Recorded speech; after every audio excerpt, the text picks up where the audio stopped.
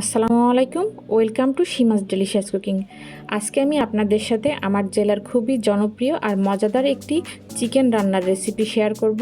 আমার আজকের recipe নারিকেলি chicken. এই রেসিপিটা করতে কচি নারিকেল ব্যবহার করা হয় বলে খেতে ভীষণ সুস্বাদু হয়। এইভাবে করে আর কোন কোন জেলার লোকজন এই নারিকেলি চিকেন রান্না করে খেয়েছেন তা আমার জানা নেই। যারা খেয়েছেন আমাকে কমেন্টস করে জানাবেন, আর যারা কখনোই এইভাবে করে নারিকেল দিয়ে চিকেন রান্না করে খান নাই তারা আমার আজকের ভিডিওটি দেখে রান্না করে খেয়ে দেখবেন। আশা করছি আমার আজকের রেসিপিটা আপনাদের খুবই ভালো লাগবে। আর যারা প্রথমবারের মতো আমার ভিডিওটি দেখছেন তারা এই রকম মজার মজার রেসিপি আরও দেখতে চাইলে আমার চ্যানেলটা আজই সাবস্ক্রাইব করে রাখুন। তো চলুন দেখে নিই আজকের সম্পূর্ণ ভিডিওটি। এই রেসিপিটা করতে এখানে আমি দুটি মাঝারি সাইজের পাকিস্তানি মুরগি সুবিধা মতো সাইজ করে কেটে নিয়েছি। আর এখন আমি একটি কচি নারকেল এভাবে সামান্য চিকন করে কেটে নিয়েছি।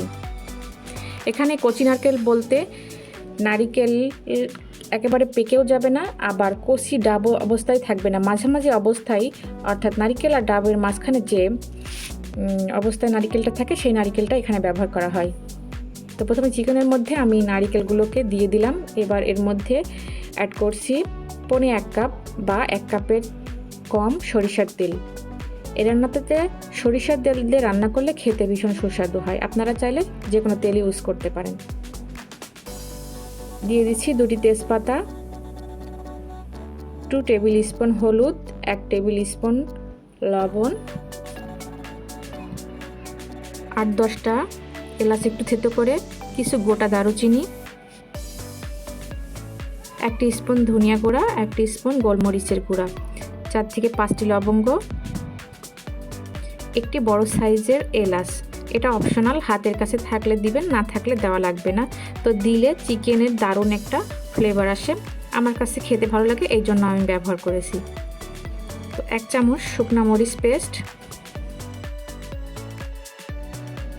4 টেবিল চামচ পেঁয়াজ পেস্ট, 1 টেবিল স্পুন জিরা পেস্ট, 1 টেবিল স্পুন রসুন পেস্ট। এবার সব মশলাগুলোকে আমি ভালো করে হাত দিয়ে মাখিয়ে নিব। যত সময় নিয়ে ভালো করে হাত দিয়ে মশলার সাথে মাখিয়ে নিব ততটাই মাংসের সাথে মশলাটা ভালো করে লেগে যাবে, আর এটা রান্নার পরে খেতেও ভীষণ ভালো লাগবে। তো এইভাবে করে মাংসটা মাখিয়ে আমি 15 মিনিট রেস্টে রেখে দিব। 15 মিনিট পর চলে যাচ্ছে আমি চুলায়। এই মাংসটাতে কিন্তু আমি কোনো পানি ব্যবহার করিনি, হয়তো খেয়াল করে দেখেছেন। এভাবে করে আমি মাংসটা কষিয়ে নিব। আমি প্যানের ঢাকনাটা লাগিয়ে মিডিয়াম ফ্লেমে চুলায় চাপিয়ে দিয়েছি। এভাবে করেই ঢাকনা লাগিয়ে আমি মাংসটা প্রায় 20 মিনিট রেখে দেব। এতে করে মাংসের সাথে মশলাটা ভালো করে কষে যাবে আর মাংসটাও সিদ্ধ হয়ে যাবে। মাঝখানে একটু আমি ঢাকনা উঠিয়ে নেড়ে চেড়ে দিয়েছি, তা না হলে মশলাটা তলায় লেগে যাবে, তখন খেতে ভালো লাগবে না। তো 20 মিনিট পর ঢাকনা খুলে নিয়ে দেখুন আমার মাংসের পানিটা প্রায় টেনে এসেছে। এবার আমি এভাবে করেই খুব ভালো করে মাংসটা মশলার সাথে কষিয়ে নিচ্ছি। তো দেখুন মাংস থেকে আমার তেলটা উপরে উঠে এসে সেটা দেখা যাচ্ছে এবং কষানোটাও পারফেক্ট হয়েছে। যত ভালো করে কষাবেন তত কিন্তু খেতে ভালো লাগবে। এখন এর মধ্যে আমি পরিমাণ মতো ঝোলের পানি দিয়ে দিব। যে মগে আমি পানিটা দিয়ে দিচ্ছি সেই মগের 2 মগ পানি, অর্থাৎ 4 কাপের মতো পানি আমি এখানে অ্যাড করেছি। এখন প্যানের ঢাকনা লাগিয়ে 20 থেকে 15 মিনিট আমি মাংস ভালো করে রান্না হতে দেব। মাঝে মাঝে একটু নেড়ে চেড়ে দিয়েছি আর একটু চেক করে নিয়েছি লবণটা ঠিক আছে কিনা। তো 20 মিনিট পর দেখুন আমার মাংসটা রান্না শেষ। আমি চুলার জালটা এখন অফ করে দিয়েছি।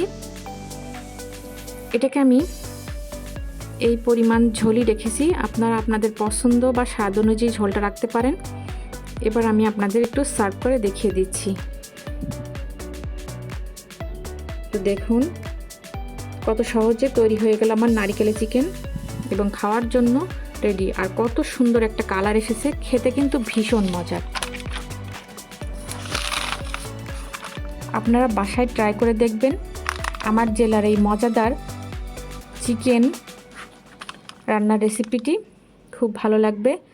আর ভালো লাগলে লাইক কমেন্ট করতে ভুলবেন না। আর আরও বেশি ভালো লাগলে আপনি আপনার ফ্রেন্ডস অ্যান্ড ফ্যামিলির সাথে আমার এই নারকেলি চিকেনটা আজকে শেয়ার করতে পারেন। তো আমার আজকের ভিডিওটি এ পর্যন্ত। সবাই ভালো থাকবেন। দেখা হবে পরবর্তী ভিডিওতে, চলে আসবেন নতুন কোনো রেসিপি নিয়ে। ততক্ষণ পর্যন্ত আপনারা সবাই ভালো থাকবেন। আল্লাহ হাফেজ।